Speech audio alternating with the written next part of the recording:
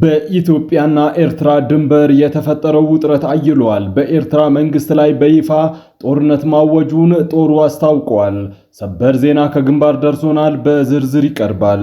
በንጹሃን ላይ ባነጣጠረ አደገኛ ጥቃት ብዙ ንጹሃን ተጨፍጭፈዋል። ይህንን ዘግናኝ ጥቃት የተለያዩ ድርጅቶች አውግዘውታል። ትንታኔ ዘገባ ይዘነበታል። ባለስልጣኑ ፈጸሙት የተባለው ከፍተኛ ወንጀል እጅግ በጣም መነጋገሪያ ሆኗል። ሰፋ ያለ ዘገባ ይዘነበታል። በቆይታችን ይቀርባል። ምርጫ ቦርድ መጪውን ሀገር አቀፍ ምርጫ ግንቦት 24 እንዲሆን ምክረ ሐሳብ ያቀረበ ቢሆንም የፖለቲካ ፓርቲዎች ግን ምርጫ ማካሄድ አይቻልም ሲሉ ገልጸዋል። ይህ ጥበብ ሚዲያ ነው። ጥበብ ሚዲያ በጋዜጠኞች የተመሰረተ ሚዛናዊና ተአማኒ መረጃዎችን በየዕለቱ የሚያደርሳችሁ ገለልተኛ የሚዲያ ተቋም ነው። ለቤቱ አዲስ የሆናችሁ ሰብስክራይብ በማድረግ የደወል ምልክቷን በማብራት የቤቱ አባል ትሆኑ ዘንድ በታላቅ ትህትና እንጠይቃለን። በዛሬው ቆይታችን እነዚህንና ሌሎችንም ሀገር አቀፍና ዓለም አቀፍ መረጃዎችን በዝርዝር ወደ እናንተ እናቀርባለን። ለዕለታዊ እንቅስቃሴ ይረዳችሁ ዘንድ የዕለቱን የውጭ ሀገር ገንዘቦችን ዕለታዊ የምንዛሬ ዋጋ ነግረናችሁ ወደ ዝርዝር ዘገባዎቹ እናልፋለን። ዛሬ በኢትዮጵያ ንግድ ባንክ አንድ የአሜሪካን ዶላር 147 ብር ተገዝቶ 149 ብር ይሸጣል። ፓውንድ ስተርሊንግ 192 ብር ተገዝቶ 196 ብር ይሸጣል። የአውሮፓ ዩሮ 170 ብር ከ6 ሳንቲም ተገዝቶ 174 ብር ከ1 ሳንቲም ይሸጣል። የስዊስ ፍራንክ 181 ብር ከ3 ሳንቲም ተገዝቶ 184 ብር ከ9 ሳንቲም ይሸጣል። የኩዌት ዲናር 470 ብር ከ8 ሳንቲም ተገዝቶ 480 ብር ከ3 ሳንቲም ይሸጣል። የቻይና ዩዋን 20 ብር ከ2 ሳንቲም ተገዝቶ 20 ብር ከ6 ሳንቲም እየተሸጠ ነው። የተባበሩት አረብ ኤምሬት ድራም 40 ብር ተገዝቶ 40 ብር ከ8 ሳንቲም ይሸጣል። አንድ የሳውዲ አረቢያ ሪያል 39 ብር ከ2 ሳንቲም እየተገዛ 39 ብር ከ9 ሳንቲም ይሸጣል።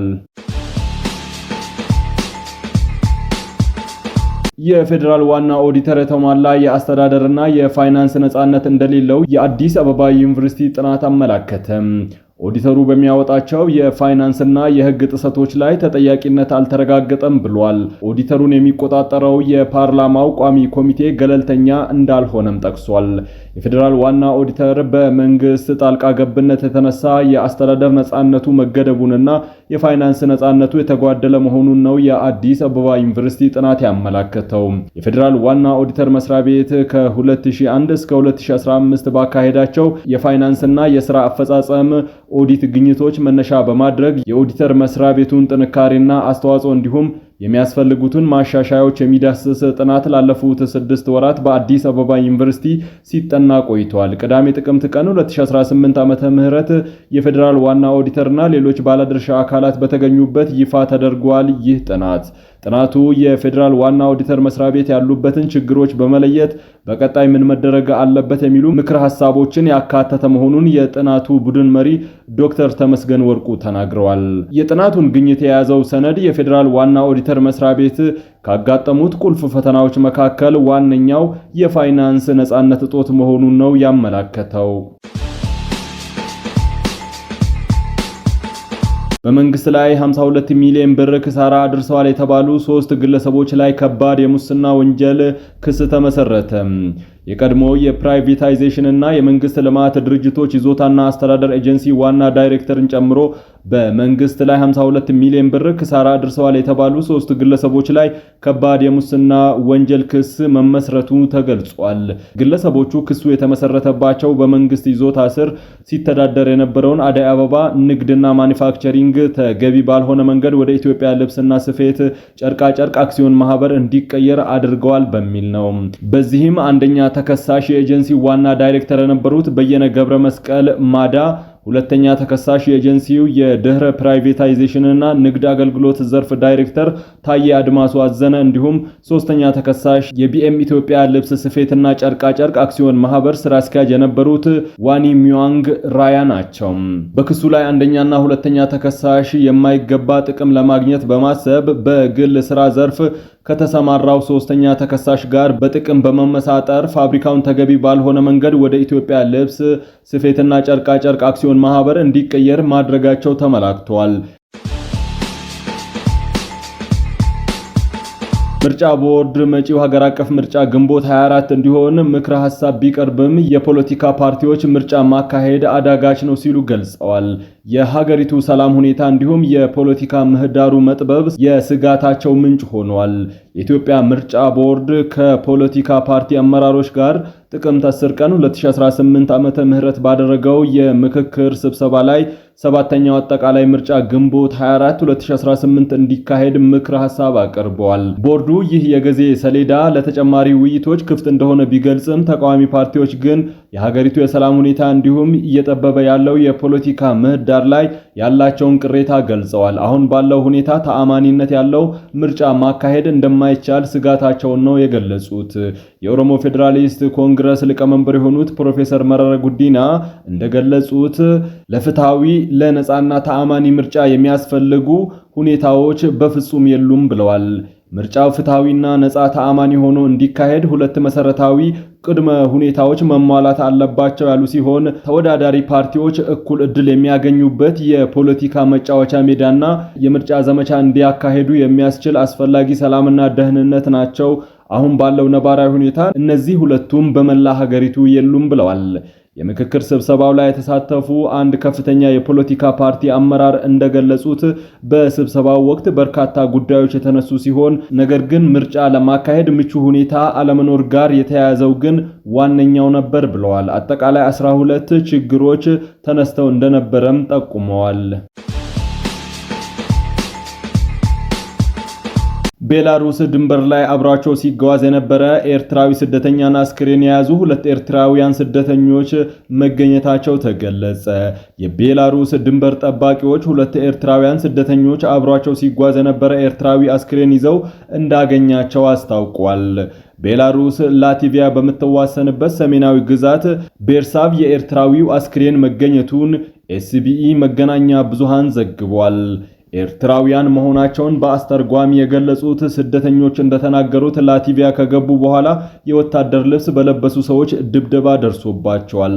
እነዚህ ግለሰቦች ስልኮቻቸውን እንደወሰዱባቸው በመሳሪያ እንዳስፈራሯቸውና ቤላሩስ ድንበር ላይ ጥለዋቸው እንደሄዱ ስደተኞቹ ተናግረዋል። ኤርትራውያን ስደተኞቹ ለቤላሩስ ፖሊስ እንደገለጹት አብሯቸው ይጓዝ የነበረው የ29 ዓመቱ ኤርትራዊ ስደተኛ በደረሰበት ድብደባ መንገድ ላይ ሕይወቱ አልፏል። የቤርሳቭ ግዛት መሪዎች መንገድ ላይ የነበረውን ስደተኛ እንደሞተና በአስክሬኑ ላይ ምርመራ እየተደረገ መሆኑን ገልጸዋል።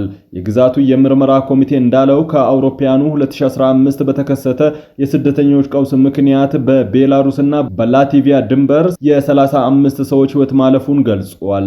ቤላሩስ በምስራቅ በኩል ከሩሲያ፣ በደቡብ በኩል ከዩክሬን፣ በሰሜን በኩል ከላቲቪያ፣ በምዕራብ በኩል ከፖላንድ እንዲሁም በሰሜን ምዕራብ በኩል ከሊቱዌኒያ ጋር ትዋሰናለች። ከቱርክ የሚነሱ ስደተኞች በቡልጋሪያ፣ በሮማኒያና በሞልዶቫ በዩክሬን በኩል አቋርጠው ወደ ስዊድንና ኖርዌይ ለመግባት ቤላሩስን እንደ መሸጋገሪያ ይጠቀማሉ። ስደተኞቹ በህጋዊ መንገድ ሩሲያ ከገቡ በኋላ ወደ ቤላሩስ፣ ፖላንድና ጀርመንና ሌሎች የአውሮፓ ሀገራት ይሻገራሉ ነው የተባለው። ሜዲተራኒያን ባህርን አቋርጠው በሊቢያ በረሃ ወደ አውሮፓ የሚጓዙ ስደተኞች ለግድያ፣ ለስቃይ እንዲሁም ለገንዘብና ስነልቦና ብዝበዛ እንደሚጋለጡ ዓለም አቀፍ የሰብአዊ መብት ተሟጋቾች ያወጧቸው ተደጋጋሚ ሪፖርቶች ያሳያሉ።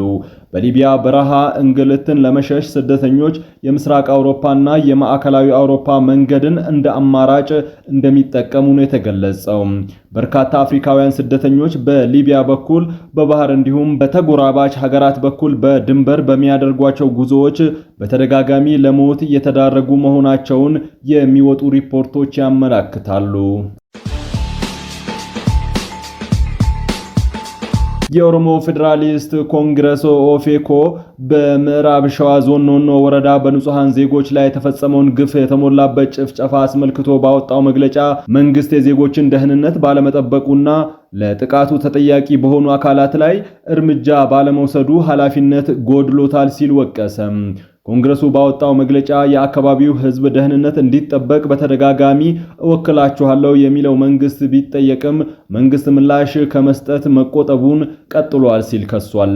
ከአካባቢው ነዋሪዎች አገኘሁት ባለው መረጃ መሰረት የመንግስት ኃይሎች የአካባቢው ነዋሪዎችን ትጥቅ ሲያስፈቱ፣ በሌላ በኩል ጽንፈኛ የታጠቁ ሚሊሻዎች ግን በነጻነት ያለምንም ህጋዊ ተጠያቂነት እንዲንቀሳቀሱ ተደርጓል ሲል ፓርቲው በመግለጫው ጠቁሟል። በመሆኑም ኦፌኮ የሚከተሉት እርምጃዎች በአስቸኳይ እንዲወሰዱ ጠይቋል። የፌዴራልና የክልሉ መንግስት ኃይል ወደ አካባቢው በመላክ የህዝቡን ደህንነት እንዲያስጠብቁ፣ በተፈጸመው ድርጊት ላይ ገለልተኛና ግልጽ የሆነ ምርመራ እንዲካሄድ፣ መንግስት ህጋዊ ኃላፊነቱን ባለመወጣቱ ተጠያቂ እንዲሆን፣ ለተቸገሩ ዜጎች ዘላቂ መፍትሄ ለማምጣት መንግስት ራሱን ለፖለቲካዊ መፍትሄ ዝግጁ አድርጎ እንዲንቀሳቀስ አሳስበዋል።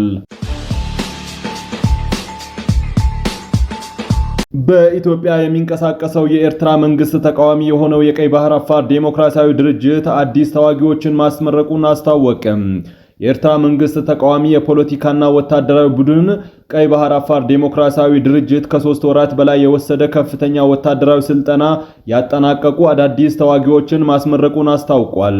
የምረቃ ስነ ስርዓቱን ተከትሎ ድርጅቱ ባወጣው መግለጫ የድርጅቱ መሪና ወታደራዊ አዛዥ የሆኑት ኢብራሂም ሃሩን ሰልጣኞቹ ያሳዩት ዲሲፕሊን ጽናት የሚደነቅ መሆኑን ጠቅሰው ስልጠናቸውን ማጠናቀቃቸው የድርጅቱን ወታደራዊ አቅም ለማጠናከር አንድ እርምጃ ነው ማለታቸው ተመላክቷል።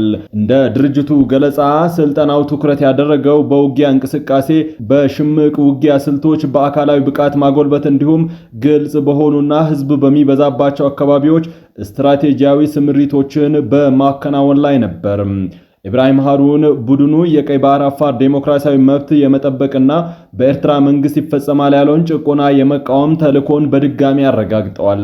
ታጣቂ ኃይሉ ከምረቃ ስነ ስርዓቱ ዕለት ጀምሮ በኢሳያስ አፈወርቂ መንግስት ላይ ይፋዊ ጦርነት ማወጁ የተገለጸ ሲሆን የኢሳያስ አስተዳደር የሚገባው ቋንቋ ጦርነት ነው፣ በሚገባው ቋንቋ ብቻ እናናግረዋለን ብለዋል። ክቡራትና ክቡራን የጥበብ ሚዲያ ቤተሰቦች ለሰዓቱ የመራረጥናቸው ዘገባዎቻችን በዚህ አብቅተዋል። ከኛ ጋር በመሆን መረጃን ከጥበብ ስለተከታተላችሁ ከልብ እናመሰግናለን። ጥበብ ሚዲያ በጋዜጠኞች የተመሰረተ ሚዛናዊና ተአማኒ መረጃዎችን በየዕለቱ የሚያደርሳችሁ ገለልተኛ የሚዲያ ተቋም ነው። በምሽቱ የመረጃ ሰዓታችን ዳግም እንገናኛለን። እስከዛው ደህና ቆዩን።